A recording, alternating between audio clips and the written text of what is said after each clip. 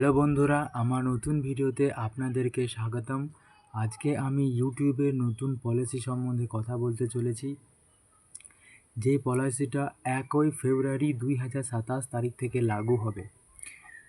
একজন নতুন ক্রিয়েটর যখন সে ইউটিউব চ্যানেলটি মনিটাইজেশন করতে যায়, তখন তার কাছে যে দুটি শর্ত রাখা হয় সেটি হলো 1000 সাবস্ক্রাইবার এবং 4000 ঘন্টা ওয়াচ টাইম।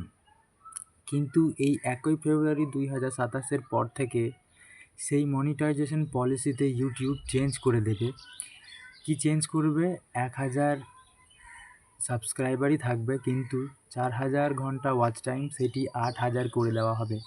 এবং শর্ট ফিডের মাধ্যমে শর্ট ফিডে যে 10 মিলিয়ন ভিউজ আনতে হতো, সেটা 20 মিলিয়ন ভিউজ আনতে হবে।